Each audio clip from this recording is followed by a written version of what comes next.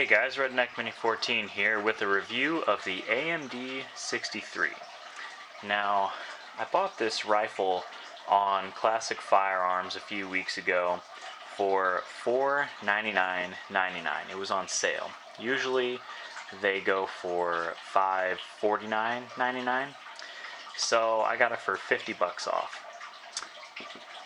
Now the AMD 63 is the fixed stock version of the AMD 65. It comes with this Phoenix technology stock, has a trapdoor here for some storage,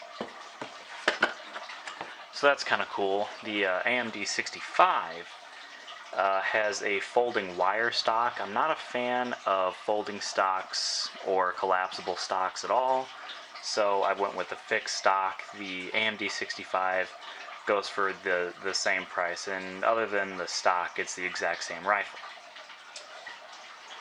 It's built on a original Hungarian FEG stamped receiver.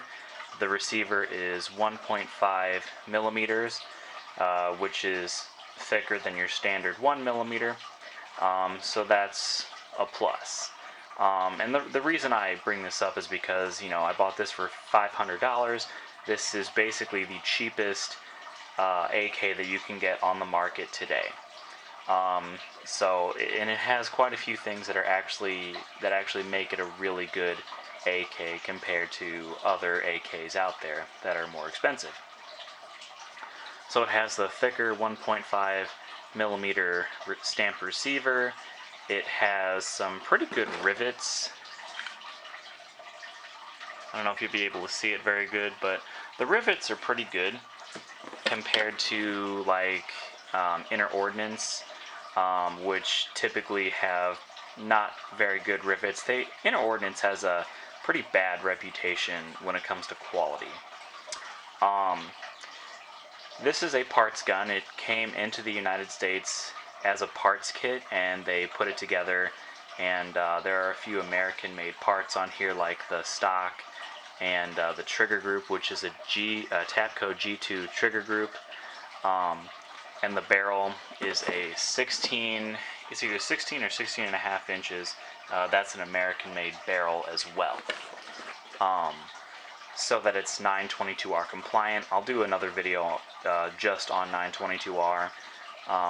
But this rifle is, of course, 922R compliant, as so you can be legal with it. It is the receiver and the barrel and everything. All the metal finish is a parkerized finish, which is pretty good compared to just your standard blued finish or whatever other finishes that they have these days on AKs. Comes with a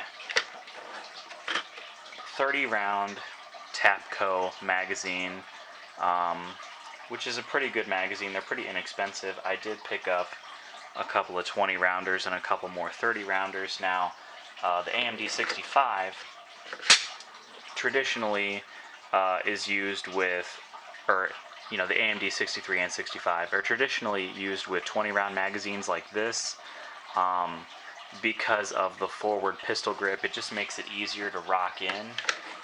You can still put the 30 rounders in, of course. Now I also have a Magpul magazine it's really tight to fit in there, because of the forward pistol grip, and the Magpuls are just a little bit tighter in the mag well to begin with.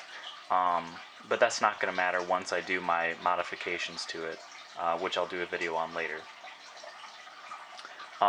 Comes with the plastic or rubber-ish pistol grips. They are identical, so you could get like a set of wood furniture, just like a wood stock and 2 wood pistol grips, and switch it out, and you'd have a nice, good-looking wood AK. It does have a ventilated sheet metal handguard, no handguard on top of the gas tube, which kind of sucks. So if you want to modify your AK and put different furniture on it, like I'm going to do, you are going to have to actually modify the furniture itself. You'll have to modify the bottom handguard, which is simple enough, but to get a top portion of a handguard on, you have to get a new gas tube and actually cut it down, because the gas tube on an AMD is actually shorter than your standard gas tube. It does have a Hungarian really big muzzle brake. I haven't shot this gun, but a lot of people who shoot the AMDs say that this is a really good muzzle brake. And you have your standard AK sights, you know, your height and windage adjustable in the front, and your height adjustable in the rear. Just push in and slide forward and back for your elevation. Can't think of too much else to actually say about this AK, other than the fact that it's just a really good AK for the money. You know, $500. This is an imported parts kit gun.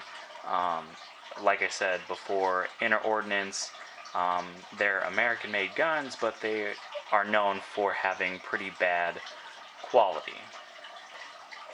Another thing about American-made AKs is they typically come with cast trunnions, which is a big downside. So like Century and Inner Ordnance and some of the older Palmetto State Armories, they came with cast trunnions versus most of your import guns, which have forged trunnions. This has a forged trunnion, which is another plus for the AMD 63.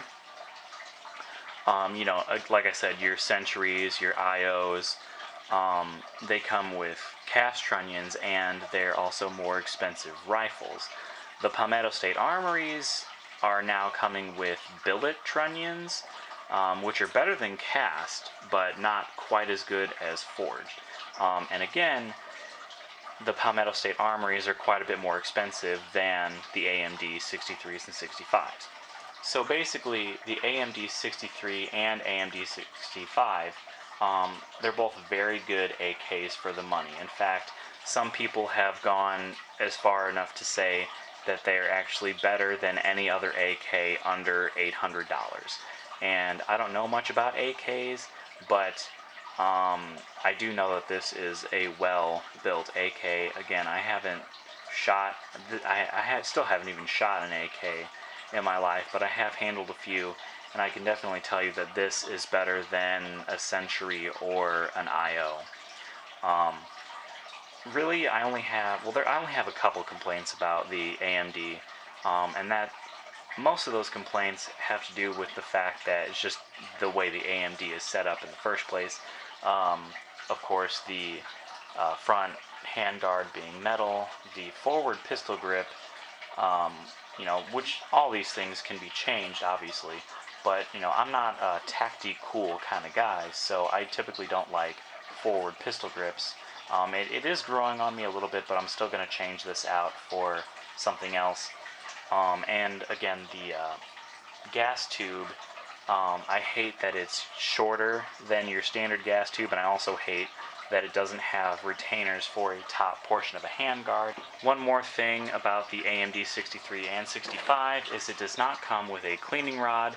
It does not come with a bayonet lug, which I think usually goes here, and that's due to the fact that they were originally designed with like 10 or 12-inch barrels, and so the bayonet lug and the cleaning rod, well, I take that back. I think you can put a cleaning rod in.